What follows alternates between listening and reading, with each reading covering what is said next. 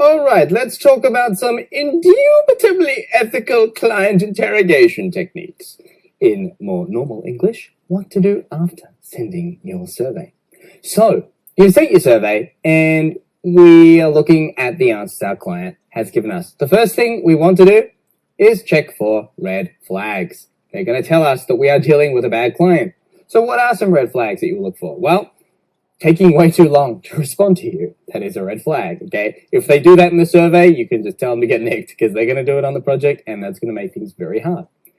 Vague answers, okay? Especially if, as I recommend, you ask the client to be specific with stuff and they come back with vague answers. It either means A, they don't read what you tell them, B, they don't listen to you, or C, they don't know their market at all. Any of these is a bad sign. Avoid. Okay, a clear lack of understanding of marketing. If they give you answers that are like, our customers don't really like being sold to, they just like a lot of value, or stuff like this, that shows that your client has no grasp. Our clients don't like those really long sales pages. They just want to see like 100 words of copy to make up their mind. They're really smart people. Okay, if they have no idea how copywriting works, you might want to stay away from them. And they'll probably tell you things like this if you ask in your survey. Not giving you access to a list to survey, okay? If they say that they don't have a list that you can survey, or that they don't want to disturb their customers or their clients, like, that's a bad sign. Now, you can get away with not surveying people, but I always like to do it if I can, partly because I'm very good at it. But if the client is not going to let me or doesn't have access, that's a bad sign in and of itself. So be careful if that happens. And finally, if they don't have a clear goal of what they want when you ask them, that is a very dangerous situation for you. Because if they don't know what they want, how do you know what they want? One of my best friends used to do logo design on Upwork, and he would get clients come in saying, okay, I need this logo to be bright, professional, and modern. And it's like, that's it. That's what you get for the job. And you're like, well, how the heck am I going to do that? I don't know what that means. And, these clients have no idea what they want. So you have to be very careful if any of these things happens. If any of them do happen, I recommend leave the client alone. You just saved yourself a massive headache. So the question is, like, what if you do get this case where you have a client saying, showing you that they're not a client that you want to work with? What do you do? How do you bail out? Well, something I've done in the past, and I have actually done this, is just to pass that client off to another copywriter as a referral and collect a fee for that referral. If you're not doing this already, you should. You should be going to other copywriters and saying to, whose work that you're decently happy with, and say to them, look, are you willing for me to pass leads to you for a cut? Maybe take 20% on the first job.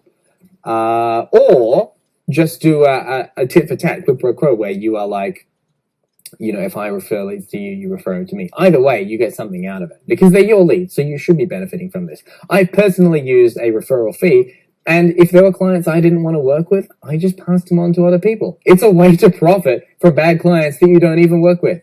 Or if you don't do that, you can just tell the client that you don't think you're a good fit for them. But with the survey answers they now have, they'll be able to go to any other copywriter and pick up where they left off with you, which is true, right? When you survey them with the survey I've given you, they are going to have, if they do it properly, they have a really, really good briefing document to give to any other copywriter. So you have done them a favor. So if you're worried about them being upset, don't be. You've just done them a favor. Otherwise, your next step is to schedule a follow-up call.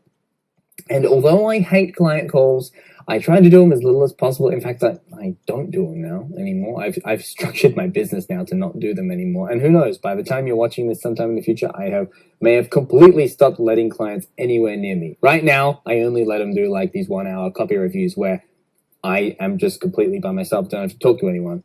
I may stop even doing that. But when I was doing client copywriting, I always used to follow this survey up with a phone call where I could a Skype call, where I could dig into the answers that they gave me and draw out some more stories. Now, you don't have to do this, but I recommend it, unless the client is really penny pinching. and you can't afford it in your budget. And even then, you still want to leave a good impression. So if you do one of these calls, here's how to run it.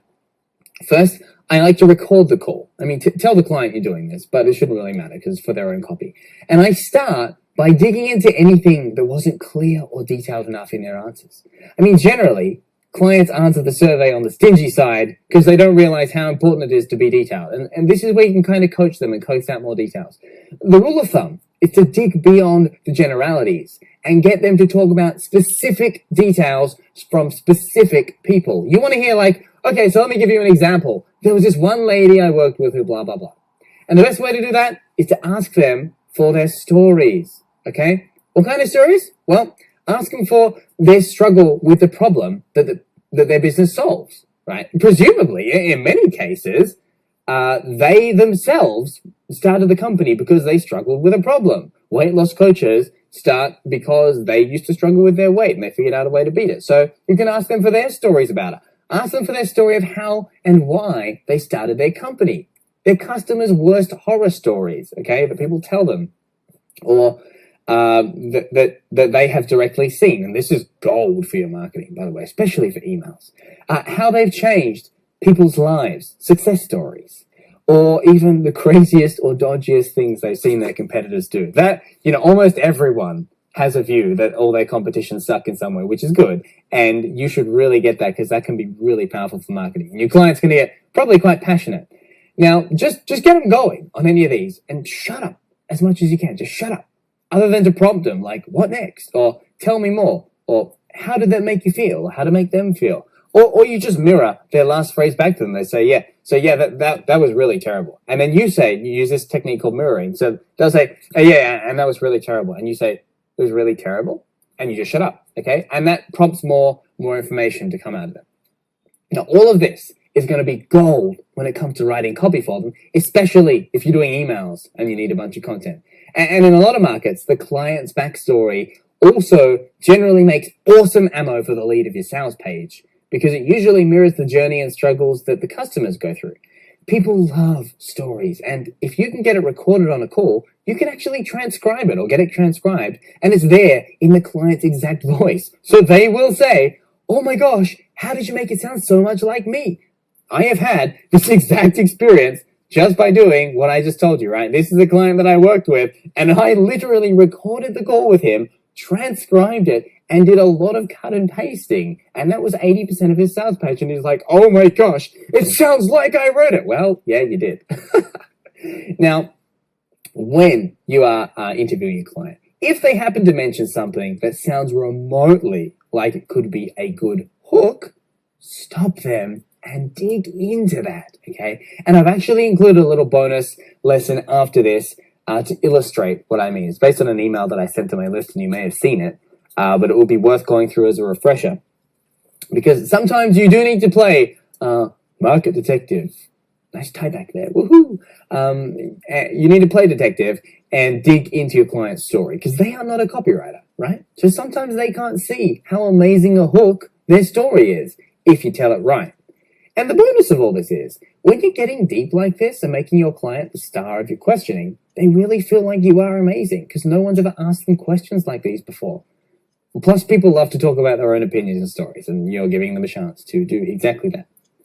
While you're at it, talking to your client, you should be asking them for stuff like testimonials, reviews, any customer communications, like questions that they get, support tickets from customer service. These are usually gold, marketing documents, like anything they've prepared, like customer avatars or so on.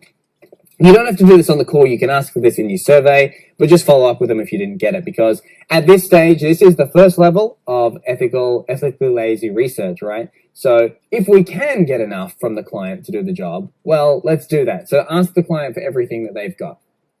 Now, one tip I do have for you on running this call is to actually create an outline plan that is going to show you how you're going to run this.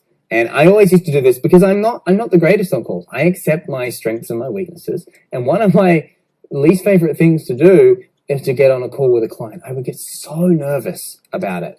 Even though I have no doubts in my ability to write good copy, I just don't like talking to people.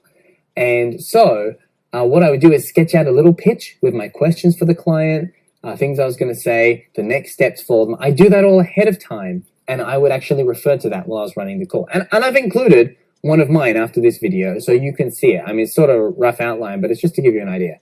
So actually, yeah, I've got two things for you. I'm going to show you that client call outline. And like I mentioned before, I have this little thing on how I dig out a hook, which is a little email that I wrote. So check those out before we move on to the next module.